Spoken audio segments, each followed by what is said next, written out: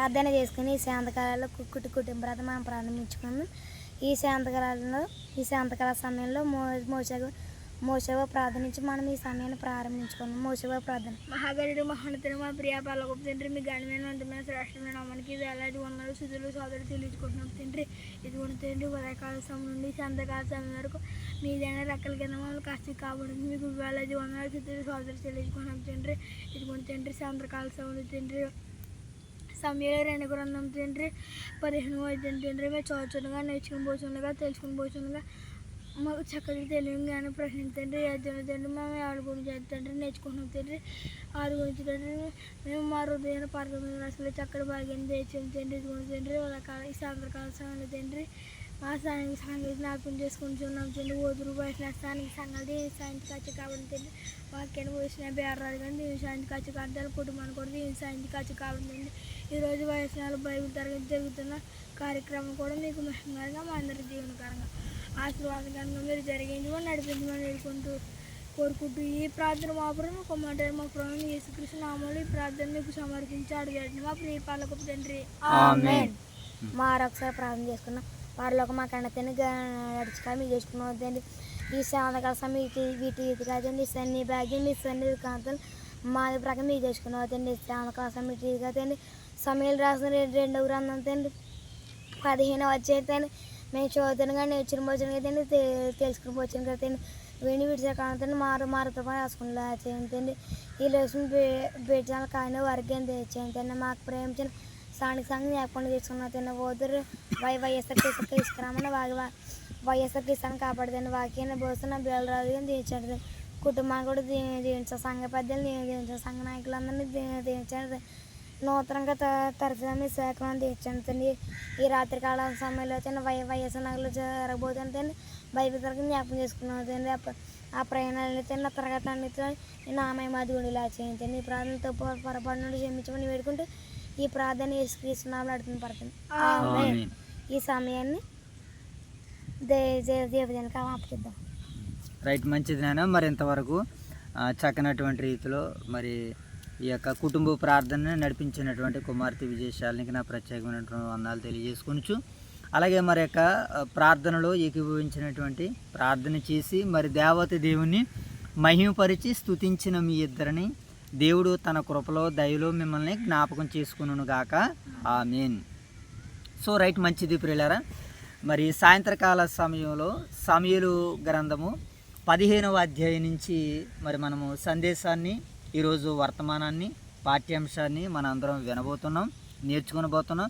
దేవుని యొక్క మహాకృపను బట్టి, ఆయన యొక్క మహా కాపుదలను బట్టి మరి సమూయేలు గ్రంథము నేటికి 15 అధ్యాయాలని ముగించుకోవడానికి దేవుడు మనకి చక్కటి ద్వారాన్ని తెరిచారు. ఆయన మరి ఈ ద్వారం ఏమాత్రమును మూయబడకుండానట్లు, ఈ ద్వారానికి ఏ అడ్డు ఆటంకము సమస్య కలగకుండానట్లు దేవుడు తన చిత్తానుసారంగా మరి పరిచర్యను ముందుకు నడిపిస్తూ అనుదినము మనల్ని పోషిస్తూ రక్షిస్తూ కాచి కాపాడుతూ మరి ఆయన చిత్తానికి మన ద్వారాగా జరిగిస్తున్న పరలోకమందున్న కన్న తండ్రికి మరొకసారి కృతజ్ఞతలు, వందనాలు, స్తుతులు, స్తోత్రాలు తెలియజేసుకొనుచు మరి ఈ సాయంత్రకాల సమయంలో సమూయేలు 2వ గ్రంథం 15వ అధ్యాయంలోనికి మనం అందరం ఎంటర్ అయ్యే ప్రయత్నాలు చేద్దాం. ఓకేనా మోషబాబు? సో ఈ 2వ సమూయేలు గ్రంథం మనం ఆల్రెడీ స్టార్ట్ చేసి నేటికి 15 దినాలు కావస్తుంది. సో ఈ 2వ సమూయేలు గ్రంథం మొదటి అధ్యాయం ద్వారా మనం విన్నటువంటి వర్తమానాలు మీరు ఎవరికైనా జ్ఞాపకాలు ఉన్నాయా?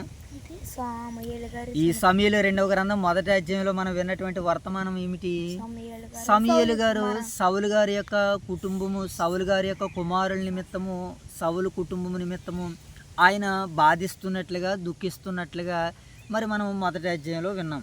సో దావీదు గారు ఏమంటే సౌలుగా మరణాన్ని బట్టి వాస్తవానికి ఆయన సంతోషించారు. కారణం ఏంటంటే ఆయన జీవితం సగం అరణ్యాలంట గడపడానికి, అడవులంటా ఉండడానికి, కొండల్లో ఉండడానికి, గుహల్లో ఉండడానికి కారకులు ఎవరు? ఆ సౌలు రాజు మరణానికి దావీదు రాజు సంతోషించాలి. కానీ ఎదుటివారు మరణాలను బట్టి, బాధలను బట్టి సంతోషించే మనస్తత్వము దావీదు గారిది కాదు.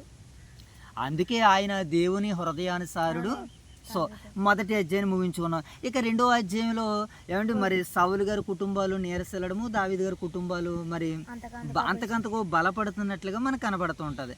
సో ఇలాగా సౌలు రాజు మరణానంతరం రాజ్యం రెండు భాగాలుగా అయింది. ఒక పక్షాన్నేమో దావీదు, మరొక పక్షాన్నేమో ఇష్బోషెతు పక్షాన్ని అవుతున్నప్పుడు ఏమండి మరి ఈ సందర్భంలో ఆ వారి పక్షాన రాజు అయినా సరే వారు ఏం సాధించలేకపోయారు, విజయాల్ని సాధించలేకపోయారు. కనుకనే ఇప్పుడు ఇశ్రాయేల్ గోత్రాలన్నీ కూడా దావీదు గారు తన 30వ సంవత్సరంలో మరి ఇశ్రాయేల్ను పరిపాలించినట్లు కనపడుతుంది. 33 సంవత్సరాలు, హెబ్రోన్లో 7 సంవత్సరాల్లో యోధావారిని పరిపాలించినట్లుగా టోటల్గా 40 సంవత్సరాల పరిపాలన కాలం దావీదు గారు కనపడుతుంది, టూకీగా మనం అర్థం చేసుకోవడానికి.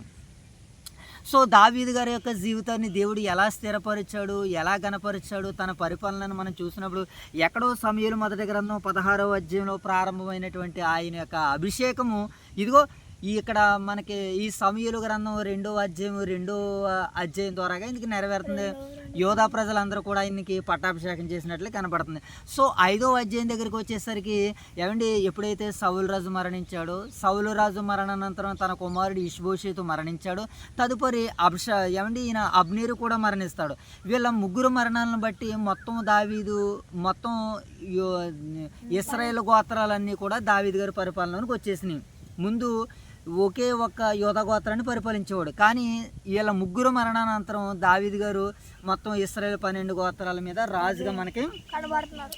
ఇది 5వ అధ్యాయంలో మరి ఈ భాగాలన్నీ మనకు కనబడతాయి. అలాగే యెబూసీయుల మీద విజయాన్ని సాధించడము, ఏమండి ఫిలిస్తీన్ల మీద విజయాన్ని సాధించడము, దానిని బట్టి మరి దేవుడు తన రాజ్యాన్ని స్థిరపరిచినట్లే కనబడుతుంది. తదుపరి మందసాన్ని తీసుకుని మరి యెరూషలేములోనికి వచ్చినట్లుగా మందసాన్ని దేవుని యొక్క గొప్పతనాన్ని, దేవుని యొక్క ఉనికిని అత్యున్నతమైనటువంటి స్థితిలో చూడాలని దావీదు ఏం చేశాడు, ఒక దేవాలయం కడతానని 7వ అధ్యాయంలో తన సంకల్పాన్ని, తన ఆ చిత్తాన్ని అంతటిని కూడా నాతాను ప్రవక్తకు తెలియజేశాడు. నాతాను ప్రవక్త ఓకే మంచిదని ఇలా వెళ్ళబోయేసరికి దేవుడు తనకు ప్రత్యక్షమై దావీదు ఏం చేయాలో, ఏం చేయబోతున్నాడో నాతానికి చెప్తాడు. నాతాను వచ్చి దావీదుకి చెప్తాడు.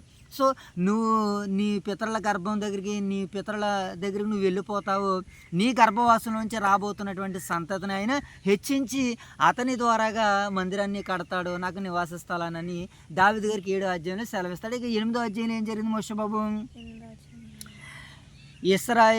దావీదు గారు ఏమండి ఆ మహాసామ్రాజ్యాలు అయినటువంటి 7 సామ్రాజ్యాల మీద ఆయన యుద్ధంలో విజయాన్ని సాధిస్తాడు.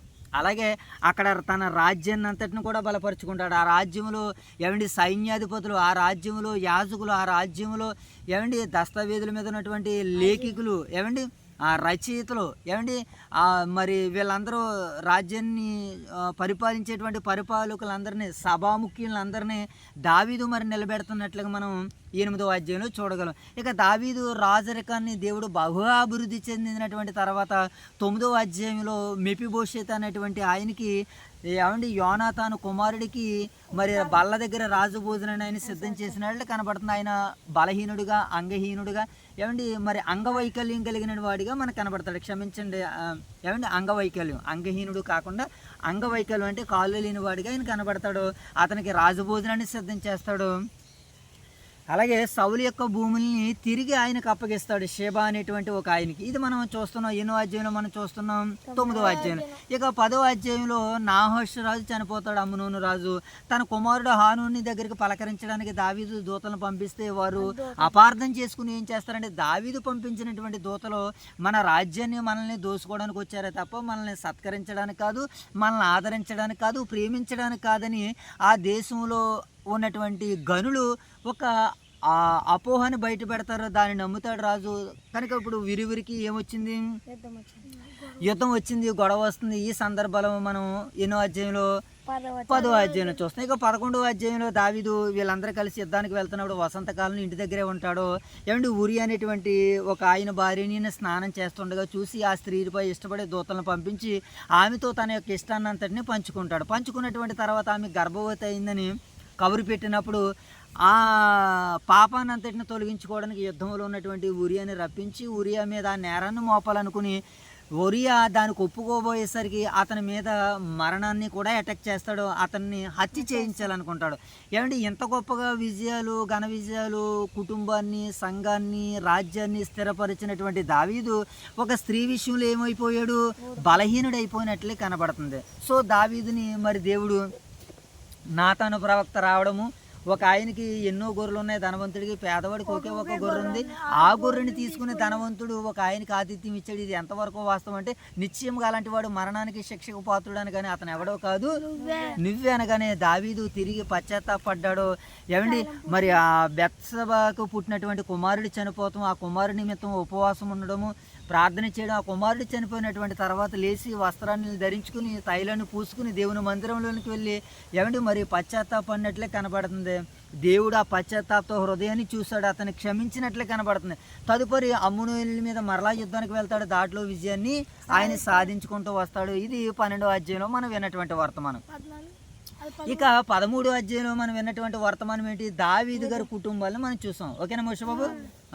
ఇక 12వ అధ్యాయంలో మనకి ఇదే జరుగుతుంది. ఏంటి, దావీదు ఒప్పుకోలు చేసుకోవడము, ఏమంటే నాతాను ప్రవక్త చెప్పగానే దావీదు, ఇవన్నీ 12వ అధ్యాయంలో మనం చూస్తున్నాం. ఇక 13వ అధ్యాయంలో ఒక మాట రాయబడుతుంది. ఏంటి ఆ మాట అని అంటే, ఇక్కడ నుంచి మనకు 13వ అధ్యాయము దావీదు గారి కుటుంబ జీవితం మనకు కనబడుతుంది. ఎవరినైనా మొత్తం దావీదు గారి ఫ్యామిలీ, దావీదు గారి కుటుంబపు వ్యక్తులు, కుటుంబపు ఏమంటే విలువలు మనకు కనబడుతూ ఉంటుంటాయి. ఆ కుటుంబంలో ఉన్నటువంటి వారు ఎవరనంటే ఆయనకి అమ్నోను, ఏమంటే తామారు, అలాగే అబ్షాలోము అనేటువంటి బిడ్డలు ఉంటారు. ఇప్పుడు ఈ బిడ్డల జీవితంలో కొన్ని కలహాలు వస్తున్నాయి, కొన్ని ఇబ్బందులు వస్తాయి, కొన్ని సమస్యలు తలెత్తుతాయి.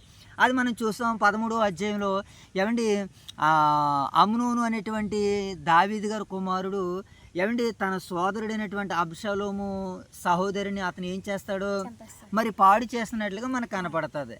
ఎప్పుడైతే తను పాడు చేశాడో ఆ పాడు చేసిన విధానాన్ని అబ్షాలోము జ్ఞాపకం పెట్టుకుని 2 సంవత్సరాలు పోయిన తర్వాత గొర్రెబొచ్చు కత్తిరించు కాలంలో విందు చేస్తున్నటువంటి సందర్భంలో రాజకుమారులందరూ కూడా విందుకు రావాలని దావీదు గారిని వేడుకోవడము, నాయన మేము మీకు భారం అయిపోతాం వద్దన్నప్పుడు కనీసం రాజకుమారులైనా పంపండి, అమ్నోను పంపించండి అనగానే వాళ్ళందరూ కలిసి వస్తారు. భోజనం చేస్తున్నటువంటి సందర్భంలో అబ్షాలోము ఏం చేస్తాడంటే తన చెల్లిని చెరిపేశాడు కదా. ఎవరతను?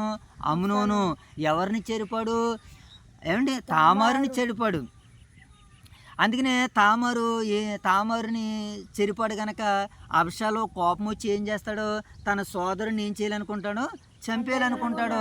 తన సేవకులకు ఆజ్ఞాపిస్తాడు, అతడు ద్రాక్షరసం మత్తుగా తాగినటువంటి తర్వాత అతన్ని చంపేయండి అని. అలాగే అతను చనిపోతాడు. చంపేసినటువంటి తర్వాత ఇతను ఏం చేస్తాడంటే గెషూరు దేశానికి వెళ్ళిపోయి అక్కడ ఉంటాడు. ఈ విషయం దావీదు గారికి తెలియగానే హుటాహుటిన మరి కుమారుడి నిమిత్తం, అమ్నోను నిమిత్తం చాలా బాధపడతాడు. ఏమండి అబ్షాలోమును కూడా చంపాలనేటువంటి ఆలోచన కలిగి ఉంటాడు. ఓకే, ఇది మనం 13వ అధ్యాయంలో చూసాం. ఇలా మరి 13వ అధ్యాయంలో ఈయన మరణించడము, ఏమంటే ఈయన మరణాన్ని బట్టి వీళ్ళందరూ బాధించడం మనం చూసాం కదా. ఇక 14వ అధ్యాయంలో ఏం జరుగుతుంది అని అంటే, ఏమంటే యోవాబు ఏం చేస్తాడని అంటే, రాజు అయినటువంటి దావీదు అబ్షాలోము మీద మనసు పెట్టుకుని ఉన్నాడని అతని మనసులో నుంచి ఏమంటే ఆ కోపాన్ని, ద్వేషాన్ని తొలగిస్తే బాగుంటుంది, ఇప్పుడు రాజు దగ్గరికి అబ్షాలోము వస్తే బాగుంటాయి కదా అన్నటువంటి ఒక ఆలోచనతో, ఒక ఉపాయంతో, ఒక తెలివితో, ఒక యుక్తితో ఏం చేస్తాడంటే తెకోవ నుంచి ఒక స్త్రీని, జ్ఞానవంతురాలని, తెలివైనటువంటి ఒక ఆమెను పిలిపించి ఆమెకు బోధించి ఇలాగని వర్తమానం అందిస్తాడు. నిన్నటి కాలం మన సమయంలో చూసాము 14వ అధ్యాయంలో. ఇక ఈ 14వ అధ్యాయంలో జరుగుతున్నటువంటి సందర్భాలు ఏంటి, ఏమండి తెకోవా స్త్రీతో చెప్పేస్తాడనమాట యోవాబు. ఏమని, నాకు 2 బిడ్డలు ఉన్నారు, ఓ బిడ్డ చంపేశాడు, ఆ బిడ్డను కూడా చంపాలని నా వాళ్ళందరూ కూడా ఎదురు చూస్తున్నారు, ఆ బిడ్డ విషయమని నేను చాలా దుఃఖిస్తున్నాను. ఇంకా పోయినటువంటి వాడు తిరిగి రాడు కదా, నా భర్త పేరు నా పేరు నిలబెట్టేవాడు వీడే కదా, వీడిని కూడా చంపాలనుకుంటున్నారు నా బంధువులు, నాకు సహాయం చేయన్నప్పుడు దావీదు అన్నాడు, నీకు ఏ అపాయం జరగదు, ఆ కుమారుడు రక్షింపబడతాడు, ఆ కుమారుని ఎవరు శిక్షించరని ధైర్యాన్ని ఇస్తాడు. రాజా, నాకు ఇంత చక్కగా తీర్పు తీర్చావు కదా, నువ్వు నీ కుమారుడైనటువంటి మరి అమ్నోను విషయంలో, అబ్షాలోము విషయంలో నువ్వు ఎందుకు ఇలా చేస్తున్నావని దావీదు గారిని అడిగినప్పుడు అప్పుడు దావీదు అంటాడు, ఇదంతా నీకు చెప్పింది యోవాబు అని. అవునా మోషే బాబు? అప్పుడు యోవాబు ఇదంతా చెప్పాడు అని అనగానే ఈ చరిత్ర అంతా మనకి 14 అధ్యాయంలో చూస్తాము. ఏమండి యోవాబు చెప్పినటువంటిది ఆ మాట మంచిగా దావీదుకి అనిపించింది. ఏమండి దానిని బట్టి ఏమండి యోవాబుని ఏమంటాడంటే సరే అబ్షాలోముని పిలిపించు అంటే అబ్షాలోము దావీదు దగ్గరికి వస్తాడు. నా దర్శనం అవసరం లేదు నేరుగా అతన్ని మరి ఇంటికి వెళ్ళిపోమని అన్నదప్పుడు అలా 2 సంవత్సరాల పాటు తండ్రిని చూడకుండానే ఉన్నాడు. అయితే నేను యెరూషలేముకి వచ్చాను కదా, నేను రాజుగారి కుమారుడిని కదా, ఇప్పుడు నాకు కావాల్సి ఉంది కదా అన్నటువంటి ఒక ఆలోచనతో తన తండ్రిని చూడాలనుకుంటాడు. అప్పుడు యోవాబుని పిలుస్తాడు. నా తండ్రితో నన్ను సంధి చేయి, నేను మాట్లాడడానికి వెళ్దామంటే రాడు. అప్పుడు యోవాబు యొక్క పొలాన్ని అబ్షాలోము ఏం చేస్తాడంటే అంటించేసి ఏమండి ఆ తర్వాత యోవాబు వస్తాడు. వారిద్దరు సమాధాన పడతారు. దావీదు రాజు దగ్గరికి యోవాబు తీసుకెళ్తాడు అబ్షాలోముని. దావీదు రాజు అబ్షాలోముని చూడగానే అతన్ని పట్టుకుంటాడు, ముద్దు పెడతాడు. ఈ సందర్భం 14 అధ్యాయం మనం చూసాం. ఓకేనా మోషే బాబు? ఇక ఈరోజు ఇప్పుడు 15 అధ్యాయంలోనికి మనం అందరం వెళ్ళబోతున్నాం. ఓకేనా? అయితే ఇప్పుడు 14 అధ్యాయంలోనే మనకి దావీదు అబ్షాలోము ఎంత సౌందర్యవంతుడు, ఇశ్రాయేలు అతని వంటి సుందరుడు ఒకడును సౌందర్యవంతుడు ఒకడును లేడు. అంత అందమైనటువంటి వ్యక్తి మనసు మాత్రం ఎలాగుందనంటే మనసు మాత్రం చాలా కల్మషంగా ఉన్నట్టుగా మనకి కనబడుతుంది. దేవుడికి శరీర సౌందర్యం కాదు కానీ ఆత్మ సౌందర్యం కావాలని మరి అబ్షాలోమును బట్టి మనకు అర్థమవుతుంది. సో ఇలా 14 అధ్యాయాలు మనకు ముగుస్తున్నాయి. ఇప్పుడు 15వ అధ్యాయంలోనికి ఎంటర్ అవ్వబోతున్నాం. ఇప్పుడు ఈ 15వ అధ్యాయంలో మనకు ఎవరెవరు కనబడతారు అయ్యానంటే దావీదు గారు, యోవాబు గారు, అలాగే అబ్షాలోము గారు. ఇప్పుడు అబ్షాలోము దావీదు గారి మధ్య జరుగుతున్నటువంటి సందర్భాలు అనమాట. ఈ అబ్షాలోము ఏం చేస్తాడంటే ఇదంతా జరిగినటువంటి తర్వాత తాను ఒక రాజు కావాలనేటువంటి ఒక ఆలోచన కలిగి ఉంటాడు. రాజుగారి దగ్గరికి సమస్యలు తీర్చుకోవడానికి వచ్చినటువంటి వాళ్ళందరినీ ఇతను పిలిపించుకుని మీ సమస్యలు తీర్చడానికి రాజు దగ్గర అంత సామర్థ్యం కలిగినటువంటి వారు ఎవరో లేరు, మీ మనవి వినేటువంటి వారు ఎవరో లేరని నేనే మీకు న్యాయాధిపతి అవుతానని ఏమంటే ప్రజలందరి మీద తనకు తానుగా నిర్ణయించుకుంటాడు రాజుగా. ఇదేదో న్యాయం తీర్చడం చాలా బాగుంది, ఇదే బాగుంది కదా, ఈ స్టైల్ నేను మెయింటెనెన్స్ చేద్దామని నా తండ్రి తర్వాత నాదే కదా రాజ్యం, నేనే కదా రాజు అనేటువంటి ఒక ఆలోచన ఉంటాడు. అలా ఉండి ఏం చేస్తాడంటే ఇప్పుడు నేను మొక్కుబడి చేసుకోవడానికి హెబ్రోన్కి వెళ్తున్నానని దావీదు దగ్గర సెలవు పొంది ఏం చేస్తాడు ఇతను హెబ్రోన్కి వెళ్తూ కొంతమంది దావీదు సైన్యాల్ని తీసుకుని వెళ్తాడనమాట. అలా వెళ్తూ హెబ్రోన్కి వెళ్ళి నేను దేవునికి బలి అర్పిస్తానని చెప్పి అక్కడ తనను తాను రాజుగా ప్రకటించుకుంటాడు. ఎవరైనా అబ్షాలోము. ఈ విషయాన్ని తెలిసినటువంటి దావీదు ఏం చేస్తాడంటే అమ్మో ఇతను ఆల్రెడీ రాజు అవ్వాలనుకున్నాడంటే తర్వాత మమ్మల్ని టార్గెట్ పెడతాడు, మమ్మల్ని చంపుతాడు కానీ దావీదు తన సేవకులందరితో కూడా ఏం చేస్తాడు మరలా అడవిలోకి పోతాడు. ఏమంటే ప్రారంభంలో ఏదైతే చేశాడో సౌలు రాజు ఈయన్ని ఎలాగైతే తరిమాడో ఇప్పుడు తన సొంత కుమారుడే తరుముతున్నాడు. ఎవరిని? దావీదు గారిని. సో దావీదు ఎలా మరలా వెళ్ళిపోతాడు? కారణం ఏంటంటే గొడవలు, ఇబ్బందులు, సమస్యలు అనేటువంటివి రాకుండా ఉండాలి అని అంటే నేను ఇక్కడ ఉండడం మంచిది కాదని ఆయన అరణ్యాల వెంట వెళ్తూ ఉంటాడు అనమాట. సో ఇది ఈ 15వ అధ్యాయం నేపథ్యం. సో ఇప్పుడు దీనికి సంబంధించినటువంటి మరింత సమాచారాన్ని, సందేశాన్ని మనం లేఖనాలను బట్టి చూద్దాం. ఓకేనా మోషే బాబు? ఇక ఈ 15వ అధ్యాయ నేపథ్యాన్ని చూద్దాం. ముందుగా ఈ 15వ అధ్యాయ నేపథ్యాన్ని మనం చూస్తున్నాడు. 13, 14 అధ్యాయాలు దావీదు కుమారుడైనటువంటి అబ్షాలోము తన సోదరుడైనటువంటి అమ్నోను ఏం చేశాడు మోషే బాబు? తర్వాత తిరిగి యెరూషలేమునకు వస్తాడు. అయితే దావీదు అతను పూర్తిగా హృదయపూర్వకంగా స్వీకరించలేదు. ఈ పరిస్థితిని అబ్షాలోము తన ప్రయోజనానికి ఉపయోగించుకుని ప్రజల మనసును తన వైపుకు త్రిప్పుకున్నాడు అనమాట. చూసారా ఇతను ఎలాంటి వ్యక్తిని? చాలా యుక్తి కలిగినటువంటి వ్యక్తి. ఎవరైనా? సో ఇది ఈ 13, 14 అధ్యాయులు మనం చూసాం. ఇక ఈ 15వ అధ్యాయ సారాంశాన్ని ఇప్పుడు మనం చూస్తున్నప్పుడు ఈ అధ్యాయంలో అబ్షాలోము తన తండ్రి అయినటువంటి దావీదుకు వ్యతిరేకంగా తిరుగుబాటు చేసి రాజ్యాన్ని స్వాధీనం చేసుకోవడానికి కుట్ర చేయడం మనకు కనబడుతుంది అనమాట. దావీదు యెరూషలేమును విడిచి వెళ్ళడం వంటి సంఘటనలు వివరించబడతాయి ఈ 15 అధ్యాయంలో. ఇది దావీదు జీవితంలో జరిగినటువంటి అత్యంత విషాదకరమైనటువంటి అధ్యాయాలలో ఒక అధ్యాయమే ఈ 15వ అధ్యాయం. ఓకేనా మోషే బాబు? ఇది దీని యొక్క నేపథ్య భాగం. సో ఇక మనం ఎలా మోషే బాబు దీని యొక్క సారాంశంలోనికి వెళ్దాం. సుమారుగా ఈ అధ్యాయంలో మనకి ఎన్ని వచనాలు కనబడుతున్నాయి? Very good. 37 వచనాలు. ఈ 37 వచనాలని ఒక 5 భాగాలుగా మాట్లాడుకునేటువంటి ప్రయత్నాలు చేద్దాం. ఓకేనా మోషే బాబు? ఒక 5 భాగాలుగా మాట్లాడుకుందాం. ఇప్పుడు సారాంశంలో మొదటి భాగాన్ని మనం చూద్దాం. అబ్షాలోము ప్రజల హృదయాలను దొంగిలించుట. ఏమండి, వస్తువులు దొంగిలించాలి, లేకపోతే వాహనాలను దొంగిలించాలి, కానీ హృదయాల్ని మనుషుల్ని దొంగిలించడం ఏంటి అంటే ఒక్కొక్క విధానంలో ఈ భావాలు మనకు కనబడతాయి అనమాట. ఓకేనా? ఇప్పుడు మొదటి 6 వచనాలు మనం చూద్దాం. అబ్షాలోము రథములను గుర్రములను తన ముందర పరిగెత్తే మనుషులను ఏర్పాటు చేసుకున్నాడు. చూసారా, అతను రాజరికానికి ఆల్రెడీ ఎలా వ్యూహాన్ని తనని తాను ఎలా ప్రసిద్ధి చేసుకుంటున్నాడో. అబ్షాలోము ఏం చేస్తున్నాడైనా రథాలని గుర్రాలను తన ముందర పరిగెత్తేటువంటి మనుషులను ఏర్పాటు చేసుకున్నాడు. రాజు దగ్గరకు న్యాయం కోసం వచ్చే ప్రజలను కలుసుకుని వీరిని ఏం చేశాడంటే రాజు తరపున వినేవారు ఎవరో లేరని చెప్పేవాడు. అంతేకాక నేనే దేశానికి న్యాయాధిపతిని, అందరికీ న్యాయం చేయబడనని చెప్పి ప్రజల అభిమానాన్ని ఏం చేశాడు, ఇతను సంపాదించిన వాడిగా మనకు కనబడుతుంది. ఈ విధంగా ఇతడు ఇశ్రాయేలు హృదయాల్ని దొంగిలించినటువంటి వాడిగా మనకు కనబడుతుంది. సో ఇప్పుడు సారాంశంలో మొదటి భాగాన్ని మనం చదువుదాం. 15వ అధ్యాయం 1 నుంచి 6 వచనాలు. ఓకేనా మోషే బాబు? చదువునాను. 15వ అధ్యాయం 1వ వచనం. ఇది అయిన తర్వాత అబ్షాలోము ఒక రథమును గుర్రములను సిద్ధపరిచి తన ఎదుట పరిగెత్తుకుని పోవుటకు 50 మంది బంటులను ఏర్పరచుకొనును. తన ఎదుట పరిగెత్తడానికి ఏం చేస్తున్నాడంటే, ఇది వరకు గుర్రాలతో కానీ రథాల ముందు కానీ రాజు ముందు కానీ ఇలాగ ఎవరో పరిగెత్తించలేదు జనాల్ని. ఇతను ఒక వెరైటీగా పరిపాలించాలనుకుంటున్నాడు తన ప్రజల్ని. ఆల్రెడీ ముందుగానే చెప్పేశాడు, మీ పిల్లల్ని తన ముందు పరిగెత్తుకునేటట్టుగా చేస్తాడో ప్రజలందరూ సకల జనుల మర్యాద చెప్పిన మాకు రాజుని కావాలంటున్నాడు కదా. ఆ రాజు పరిస్థితి ఎలాగుంటుందో మనం ఆల్రెడీ చూసాము 9వ అధ్యాయంలో. సో 8వ అధ్యాయంలో ఈ భాగాలు మనకు కనపడతాయి మొదటి సమూయేలు గ్రంథంలో. సో అతను కూడా ఏం చేస్తున్నాడంటే తన ముందర పరిగెట్టుకు 50 మంది బంటులను ఏం చేశాడు మోషే బాబు? ఏర్పరచుకున్నాడు. ఉదయముని లేచి బయలుదేరి పట్టణం యొక్క గుమ్మపు మార్గమందు ఒక తట్టును నిలిచి రాజు చేత తీర్పు నొందుటకై వ్యాజ్యమాడు వారెవరైనా వచ్చి ఉండగా కనిపెట్టి వారిని పిలిచి నీవు ఏ ఊరు వాడు అని చెప్పి ఏం చెప్తున్నాడు జైతుల్ని? నీ దాసుడని నేను ఇశ్రాయేలు గోత్రంలో ఫలాని దేశానికి ఫలానా ప్రాంతానికి చెందిన వాడినని వాడు చెప్పగా అబ్షాలోము నీ వ్యాజ్యము సరిగాను న్యాయముగాను ఉన్నది కానీ దానిని విచారించుటకైనను నియమించిన వాడు రాజునద్ద ఒకడును లేడని చెప్పి, రాజు దగ్గర ఒకడో లేడట. అంటే ఇతను ఎలా పురమించుకుంటున్నాడో చూడండి. నేను ఈ దేశమునకు న్యాయాధిపతి ఉండటి ఎంతో మేలు. అతడు వ్యాజ్యము ఆడువారు నా యొద్దకు వత్తురు, నేను వారికి న్యాయము తీర్చునని చెప్పుకొనుచు వచ్చెను.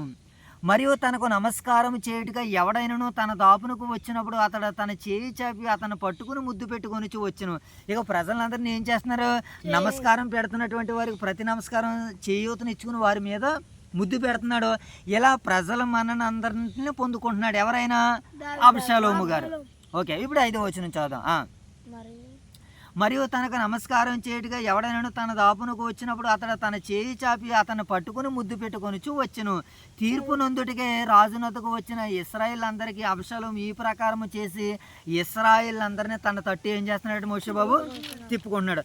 మరి వాస్తవానికి రాజు ఉన్నాడు కదా దావీదు గారు, ఈ విషయాలన్నింటినీ జరిగించవలసింది ఎవరనంటే రాజు దావీదు. కానీ ఈయనేం చేస్తున్నారు? తత్తరపడిపోయి కంగారపడిపోయి ప్రజలకు నేనే న్యాయం తీరుస్తానన్నటువంటి ఒక ఆలోచనతో ముందుకు వస్తున్నట్లుగా సారాంశంలో మొదటి భాగం మనకు కనబడుతుంది. సో ఇప్పుడు సారాంశంలో 2వ భాగాన్ని మనం చూద్దాం. 7 నుంచి 12 వచనాలు.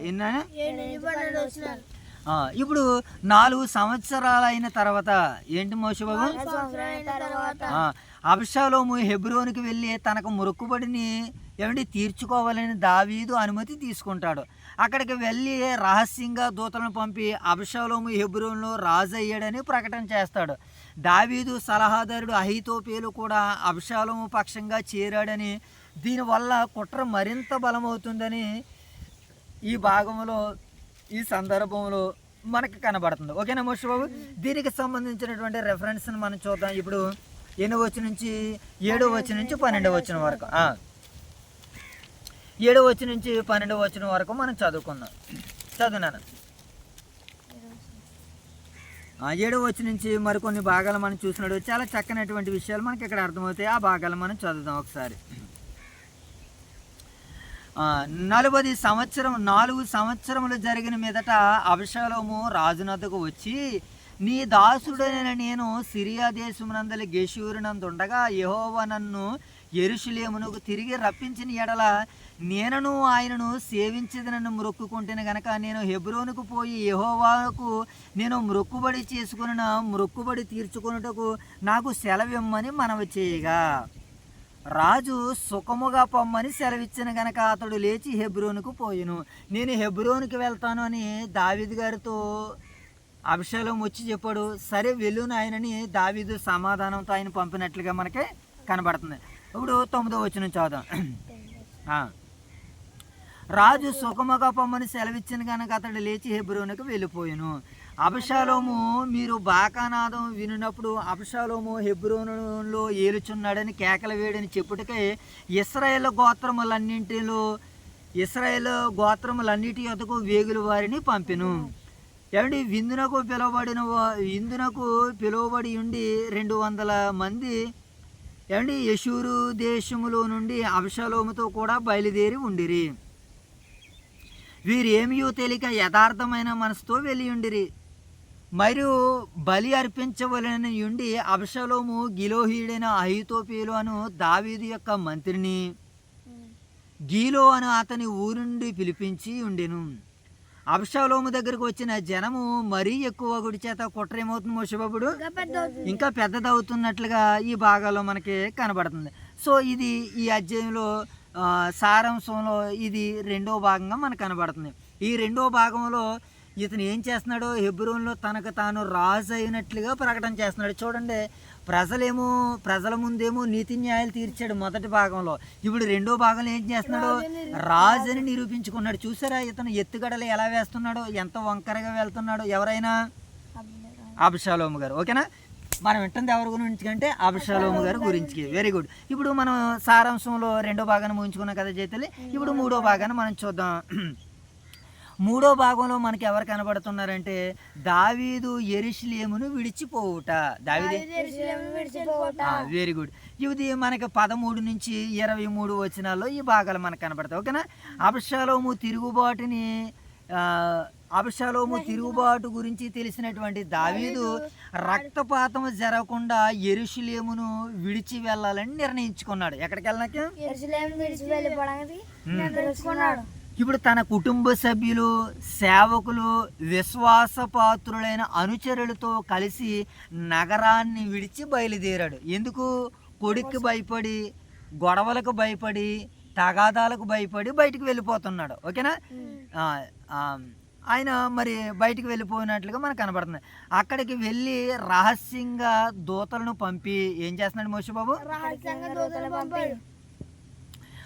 ఏమండి, ఇప్పుడు రాజ్యాన్ని ఏమండి యెరూషలేమును విడిచి వెళ్ళిపోవాలని దావీదు నిర్ణయం తీసుకున్నాడు. తన కుటుంబ సభ్యులను, సేవకులను, విశ్వాసపాత్రులైనటువంటి అనుచరులతో కలిసి నగరాన్ని విడిచి దావీదు బయలుదేరిపోతున్నాడు. ఇలాంటి సందర్భంలో గిత్తీయుడైన ఇత్తయి దావీదుకు విశ్వాసంతో నిలబడ్డాడు. ఒక వ్యక్తి వచ్చి, ఎవరైనా ఇత్తయి అయినటువంటి ఒక వ్యక్తి, రాజు ఎక్కడ ఉంటే అక్కడే నేను ఉంటానని రాజుకి ఫుల్ సపోర్టు, ధైర్యాన్ని ఇచ్చినటువంటి వాడిగా కనబడుతున్నారు. ఎవరైనా ఇత్తయి. ఇప్పుడు ఈయన కూర్చున్నటువంటి భాగాలు మనం చూద్దాం. 13 నుంచి 23 వచనాలు. ఎన్ని మోషబాబు? రైట్. ఇప్పుడు ఆ భాగాన్ని చూద్దాం. ఇది సారాంశంలో మనకి 3వ భాగాన్ని మనం చదువుతున్నాం. ఇశ్రాయేలు అబషాలోము పక్షం వహించరని దావీదుకు వర్తమానము రాగా దావీదు యెరూషలేమునందున్న తన సేవకులందరికీ ఎలాగూ ఆజ్ఞ ఇచ్చెను. అబషాలోము చేతిలో నుంచి మనము తప్పించుకొని రక్షణ పొందలేము, మనము పారిపోదుము రండి. అతడు హఠాత్తుగా వచ్చి మనల్ని పట్టుకును గనక మనకు కీడు చేయకును, పట్టణమును కత్తివాత హతము చేయకును ఉండినట్లు మనం త్వరగా వెళ్ళిపోదుము రండి. మనం ఎలా వెళ్ళిపోవాలంటున్నాడు? వెళ్ళిపోతారండి. వాడు అందుకు రాజు సేవకులు ఎలాగూ మనవి చేసిరి, చిత్తగించుము, నీ దాసులమైన మేము మా ఏలును వాడువును రాజువునగు నీవు సెలవిచ్చినట్లు చేయుటకు సిద్ధముగా నున్నాము. నువ్వేదైతే చెబుతావో మేము అదే చేస్తామని ప్రజలందరూ కూడా దావీదు గారికి మరి ఒత్తాసు పలుకుతున్నట్లుగా మనకు కనబడుతుంది. ఇప్పుడు 17 వచనం, రాజును అతని ఇంటి వారును బయలుదేరి బెత్తర్వాహుకు వచ్చి బస చేసిరి. అతని సేవకులందరూ అతని ఇరుపార్శ్వములను నడిచిరి. కిరేతీలందరూ ఫిలేతీలందరూ గాతు నుండి వచ్చిన 600 మంది గిత్తీలను రాజునకు ముందుగా ఏం చేస్తున్నాడు? మోషే బాబేల్లో నడుస్తున్నట్లుగా మనకి రాజు గిత్తీడ గిత్తైన కనుగొని, నీవు నివాస స్థలము కోరి పరదేశమై ఉన్నావు, నీవెందుకు మాతో కూడా వచ్చుచున్నావు? నీవు తిరిగిపోయి రాజున్న స్థలమున ఉండుము. నిన్నే వచ్చిన నీకు ఎక్కడికి పోదుమో తెలియకయున్న మాతో కూడా ఈ తిరుగులాట నీకెందుకు? నీవు తిరిగి నీ సహోదరులను తోడుకుని పొమ్ము, కృపాసత్యములు నీకు తోడుగా నుండును గాకని చెప్పెను. అంటే దావీదు గిత్తీడైనటువంటి ఎత్తయితే ఏమని చెప్తున్నాడు? నువ్వు మాతో పాటు తిరిగి రావద్దు, నీవు రాజు దగ్గరే ఉండు, అబషాలోము దగ్గరే ఉండు అని అనగానే నేను అక్కడ ఉండనని తన ఇష్టాన్ని చెబుతున్నాడు. ఏమంటున్నాడు చూడండి, ఎత్తయి నేను చచ్చినను బ్రతికినను యెహోవా జీవము తోడు నా ఏలును వాడవును రాజువునగు నీవు, ఏమండి, నా ఏలిన వాడువును రాజువునగు నీవెక్కడ ఉందువో ఆ స్థలమందే నీ దాసుడైన నేనును రాజుతో ఉందినని మనవి చేసును. అందుకు దావీదు, అలాగైతే నీవు రావచ్చునని ఎత్తయితో సెలవిచ్చాను కనుక గిత్తీయుడకు ఎత్తయ్యను అతని వారందరూ అతని కుటుంబీకులందరూ సాగిపోయిరి. వారు సాగిపోవచ్చుండగా జనులందరూ బహుగా ఏడ్చుచుండిరి. ఈ ప్రకారము వారందరూ రాజుతో కూడా కిద్రోను వాగు దాటి అరణ్య మార్గమున ప్రయాణమైరి. మొత్తానికి ఇప్పుడు ఏమండి రాజ్యము 2 భాగాలుగా అయ్యే సందర్భంగా కనబడుతుంది. ఒకటేమో ఇశ్రాయేల్ అందరినీ మరి అబ్షాలోము ప్రస్తుతానికి ఏలిగ్గా మనకు కనబడుతుంది.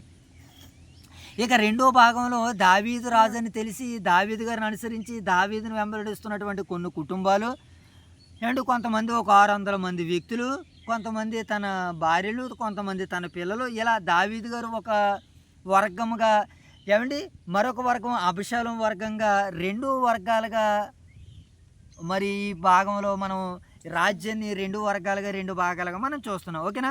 ఇది దీనికి సంబంధించినటువంటి లేఖన భాగాలు మనం చదువుకున్నాం కదా ఎంతసేపుని.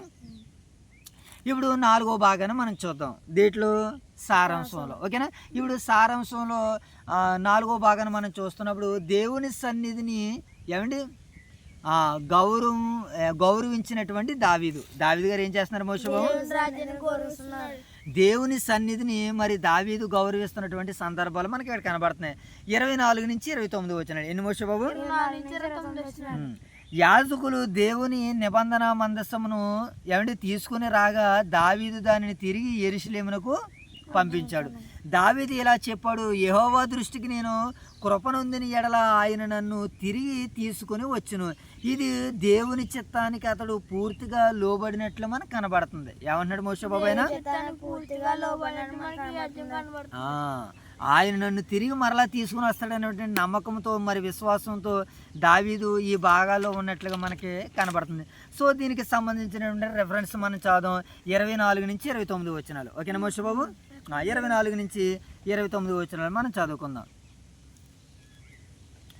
సాదోకును లేవీలందరూ దేవుని నిబంధన మందసమును మోయిచు అతని యొద్ద ఉండిరి. వారు దేవుని మందసమును దించగా అబియతారు వచ్చి పట్టణము నుండి జనులందరూ దాటిపో వరకు నిలిచెను. సాదోకును పిలిచి దేవుని మందసమును పట్టణములోనికి తిరిగి తీసుకుని రమ్ము. యెహోవా దృష్టికి నేను అనుగ్రహం పొందిన ఎడల ఆయన నన్ను తిరిగి రప్పించి దానిని తన నివాస స్థలమునకు నాకు నన్ను తిరిగి రప్పించి దానిని తన నివాస స్థలమునకు నాకు చూపించును.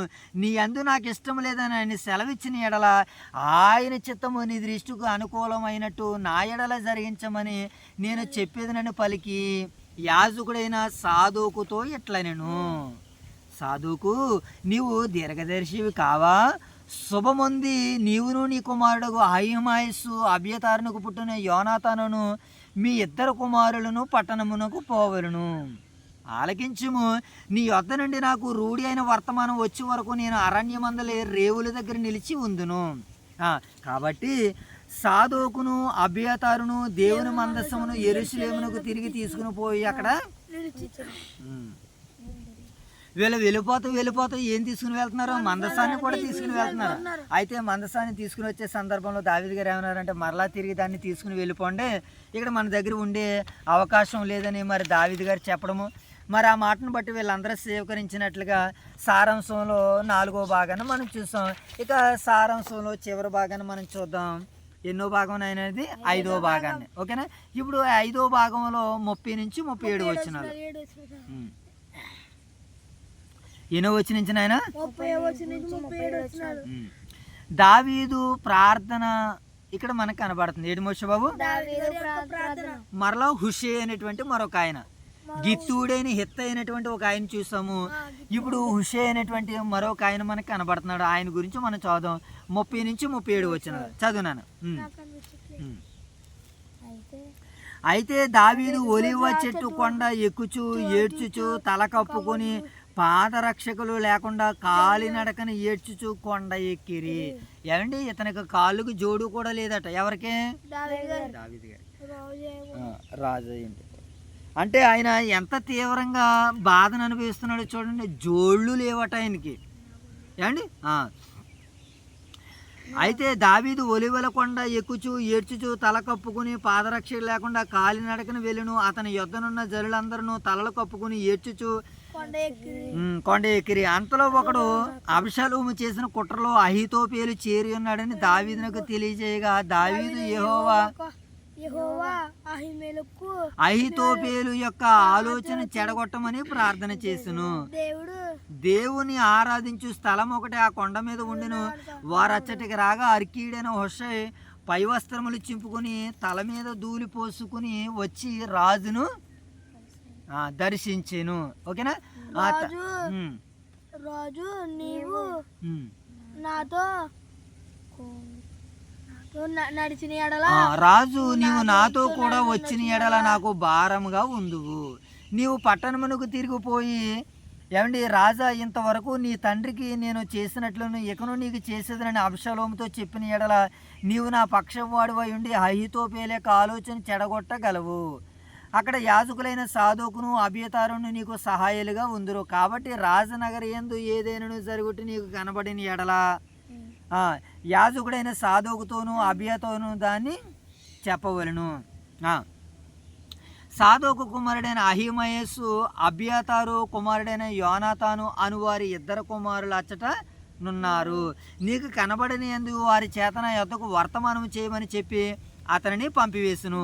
దావీదు స్నేహితుడైనటువంటి హుషై పట్టణమునకు వచ్చుచుండగా అబ్షాలోము యెరూషలేము చేరెను. సో ఈ రీతిగా ఈ అధ్యాయం మనకి ఏమని సెలవిస్తుంది అంటే చివరి భాగాల్లో ఏమండి ఈ చివరి భాగాల్లో మనకి ఏమని కనబడుతుందంటే దావీదు ఏడుస్తూ ఎక్కడికి వెళ్తున్నాడు మోషే బాబు? మరి వెలువెల కొండకు వెళ్ళడము. తనపై వచ్చినటువంటి కష్టంలో దేవుణ్ణి ఆశ్రయించాడు. ఎవరైనా? దావీదు గారు. అహీతోపేలు అనేటువంటి వ్యక్తి అబ్షాలోముతో చేరాడని దావీదుకి తెలిసింది. అహీతోపేలు యొక్క ఆలోచన వ్యర్థం చేయమని మరి దేవుణ్ణి దావీదు గారు ప్రార్థన చేస్తున్నట్లుగా మనకు కనపడుతుంది. దేవుడు ఆ ప్రార్థనకు బదులుగా ఏమండి మరి వారి ప్రార్థన హుషై ప్రార్థన మరి ఫలించకూడదని హుషై అబ్షాలోము పక్కగా ఉన్నట్టు నటించి ఏమండి హుషై అనేటువంటి ఆయన్ని దావీదు పంపడము, హుషై అబ్షాలోము పక్షంగా ఉన్నట్లు నటించి దావీదుకు సహాయం చేయుటకు సిద్ధపడుతున్నట్లుగా మనకి ఈ అధ్యాయంలో కనబడుతుంది. మనం ఇందాక చదువుకున్నటువంటి వర్తమానం. సో ఇలా ఈ సమూయేలు 2వ గ్రంథం 15వ అధ్యాయంలో మరి ఇంతవరకు విన్నటువంటి సారాంశం. ఓకేనా మోషే బాబు? ఇక మొదటి భాగంలో సందేశాన్ని మనం చూసాము. రెండో భాగంలో సారాంశాన్ని చూసాము. Very good. ఇక 3వ భాగంలో ఈ అధ్యాయం యొక్క వివరాల్లోనికి మనం వెళ్దాం. ఓకేనా? ఈ అధ్యాయం మనకి ఏమని సెలవిస్తుందంటే కుటుంబ పాపము ఏంటైనా కుటుంబము పాపము అధికార దాహము దేవుని శిక్ష యొక్క ఫలితాలను చూపిస్తుంది. దేవుని శిక్ష ఎలా ఉంటుంది మోషే బాబు ఈ భూమి మీద? కుటుంబంలో పాపము అధికార దాహము దేవుని శిక్షలు అన్నీ ఉన్నాయి కదా, ఇవన్నీ ఆ వ్యక్తికి వస్తాయని దేవుడు ఇక్కడ మాట్లాడుతున్నాడు. ఓకే, ఇక వివరాల్లో రెండో భాగాన్ని మనం చూద్దాం. దావీదు బెత్షెబాతో చేసినటువంటి పాపం తర్వాత నాతాను ప్రవక్త చెప్పినట్లు ఏమంటే ఖడ్గము నీ ఎంట ఎన్నడూను విడవదు. ఏమంటే ఖడ్గం ఏం చేదట? ఖడ్గము ఎన్నడూను నిన్ను విడవదు అనే తీర్పు ఇప్పుడు నెరవేరుతున్నట్లుగా మనకు కనబడుతుంది. అబ్షలోము అందగాడే, ఏమిటి తెలివైన వాడు, ప్రజాదరణ పొందినవాడు అయినప్పటికీ దేవుని ఏమండి బలానికి కాకుండా స్వార్థపూరిత ఆలోచనలు అనుసరించాడు.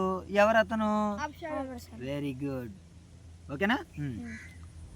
దావీదు తన రాజ్యాన్ని కాపాడుకోవడానికి ప్రయత్నించకుండా దానిని ఏమండి దేవుని చిత్తానికి లోబడడం అతని వినయాన్ని తొలగిస్తుంది. ఎవరో లోబడుతున్నారు మోషే బాబు? దావీదు. ఓకేనా? సో ఈ అధ్యాయం మనకి ఏమి వివరణిస్తుందంటే దేవుని చిత్తానికి లోబడము మనం ఎప్పుడు కూడా సిద్ధంగా ఉండాలని ఈ అధ్యాయం మనకి వివరణిస్తుంది. సో ఇక ఈ అధ్యాయ సందేశంలోనికి వెళ్దాం. ఓకేనా మోషే బాబు? చివరిగా ఈ అధ్యాయ సందేశంలోనికి వెళ్దాం. ప్రజాదరణ పొందిన ఏమండి అభిషేకుని యొక్క అప్రయత్నంగా మనకు కనబడుతుంది. ఓకేనా? అబ్షలోము ప్రజాదరణ పొంది ఏమండి దేవుని చేత ఎంపిక కానివాడిగా మనకి కనబడుతున్నాడు. ఏమండి చెడు ఉద్దేశాలతో సంపాదించిన విజయము నిలవదు. ఏది నిలవదటనైనా? చెడు ఉద్దేశాలతో సంపాదించినటువంటి విజయము నిలవదు. ఇంతకీ చెడు ఉద్దేశంతో సంపాదించినటువంటి విజయం ఏంటి? మోసము, ఏమండి కుట్ర, కపటము, ఏమండి మోసము, కుట్ర, కపటము, ఏమండి వీటి ద్వారాగా వచ్చినటువంటి విజయము తాత్కాలికమే. వీటి ద్వారాగా వచ్చి ఎలాంటిది మోషే బాబాది? మరి నిత్యము ఉండేది కాదా? యుగయుగాలు ఉండేది కాదా? నో, యుగయుగాలు కూడా ఉండేది కాదని ఈ అధ్యాయం మనకి సెలవిస్తుంది. సో ఇక మనం చివరిగా ఈ భాగాలను చూస్తున్నాడు. కష్టకాలంలో దేవుని చిత్తానికి లోబడాలి. కష్టకాలం ఏం చేయాలి మోషే బాబు? దావీదు పరిస్థితి బలవంతంగా ఏమంటే మార్చడానికి దేవుని మీద ఆధారపడ్డాడు. ఏం చేస్తున్నాడు మోషే బాబు? దేవుడు పరిస్థితులను బలవంతంగా ప్రయత్నించలేదు. దేవుని యొక్క పరిస్థితులను బలవంతంగా మార్చడానికి ప్రయత్నించలేదు దావీదులు. దేవుని మీద ఆధారపడినటువంటి వాడిగా మనకైనా కనబడుతున్నాడు. నిజమైన విశ్వాసం కష్టకాలంలో కనిపిస్తుంది. ఇత్తయి వంటి వారు కష్టకాలంలో కూడా దావీదుని ఏం చేశారు? విడిచిపెట్టని వారుగా మనకు కనబడుతున్నారు. ఓకేనా? ఇక చివరి భాగాన్ని మనం చూస్తున్నాడు. ప్రార్థన దేవుని వాక్యాన్ని ఏం చేస్తుంది? అది తెలియజేస్తుంది, సూచిస్తుంది. సో కనుక ప్రార్థన దేవుని యొక్క జోక్యం చేసుకుంటున్నట్లుగా మనం చూస్తున్నాం.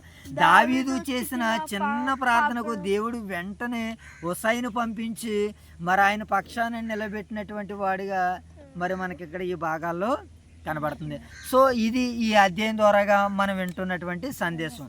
సో ఇక ఈ సందేశాన్ని ముగించుకుని, సారాంశాన్ని ముగించుకుని, వివరణ ముగించుకుని ముఖ్య పాఠంలోనికి వెళ్ళే ప్రయత్నాలు చేద్దాం. ఓకేనా? ఈ అధ్యాయంలో ముఖ్యమైనటువంటి పాఠాలు మనం చూడగలుగుతున్నప్పుడు నాయకత్వం సేవ దాకా గెలుచుకోవాలి. ఏం చేయాలంటే నాయన? నాయకత్వం అనేటువంటిది సేవ ద్వారాగా గెలుచుకోవాలి. మరి ఎలా గెలుచుకోకూడదు? Very good. అన్యాయం ద్వారాగా, మోసం ద్వారాగా కాదు అని ఈ అధ్యాయం మనకి సందేశాన్ని ఇస్తుంది. కుటుంబంలో పాపము తీవ్రమైన పాపాలను, పరిహారాలను కలిగిస్తుంది. కుటుంబంలో పాపం ఎక్కువైతే ఏమవుతుందట మోషబాబు? తీవ్రమైనటువంటి పరిపాలనలో ఏమండి మరి మానవాళంతా ఉండిపోతుందని ఈ అధ్యాయం మనకి సెలవిస్తుంది. దేవుని చిత్తానికి లోబడిన వారిని దేవుడు విడిచిపెడతాడు. దేవుని చిత్తానికి లోబడే వారిని దేవుడు ఏం చేస్తాడు మోషబాబు? సంకట కాలంలో కూడా ప్రార్థన అత్యంత శక్తిమైనటువంటి ఆయుధంగా మనము ఈ అధ్యాయంలో చూడాలి. ఏమండి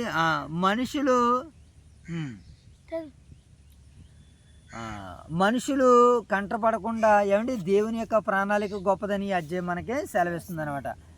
మనుషుల కొరకు బ్రతకడం కంటే దేవుని ప్రణాళిక గొప్పదని ఈ అధ్యాయం మనకి సెలవిస్తుంది. ఏమండి తాత్కాలిక వచనం ఏంటైనా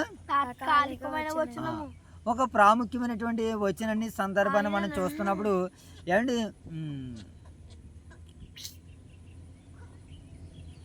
చివరిగా మనం చూస్తున్నప్పుడు ఏం చూస్తున్నాం మోషబాబు? తాత్కాలికమైనటువంటి ఆ మాటను మనం చూస్తున్నాం కదా. రైట్. ఇప్పుడు దీనిని చూడడానికి ఏమంటే మనం ఏం చేయాలట? సంకట కాలంలో ఉన్నటువంటి వారికి ప్రార్థనా శక్తి అత్యంత అవసరమైనట్టుగా మనకి కనబడుతుంది. దేవుని ప్రణాళికలు గొప్పవి, మనుషులకు కాకుండా దేవుని ప్రణాళికలు ఏంటంటే మోషబాబు గొప్పవి. కనుక ఇక్కడ ముఖ్య వచనాన్ని మనం చూస్తున్నాడు. యెహోవా దృష్టికి నేను కృప పొందిన ఎడల ఆయన నన్ను తిరిగి రప్పించి ఏమంటే దానిని ఎలా సిద్ధపరిచినో ఈ అధ్యాయం మనకి సెలవిస్తుంది. ఇక ఈ అధ్యాయ ముఖ్యాంశాన్ని మనం చూస్తున్నప్పుడు మనుషులు ఎన్ని కుట్రలు పన్నినప్పటికీ దేవుని చిత్తానికి లోబడే వారిని దేవుడు విజయ బాటలో నిలబెడతాడని ఈ అధ్యాయం మనకి సెలవిస్తుంది. సో ఇంతవరకు విన్నటువంటి వర్తమానాన్ని దేవుడు మనందరి వినికిడిలో ఫలించి అభివృద్ధిపరిచి ఆశీర్వదించును గాక. ఆమేన్.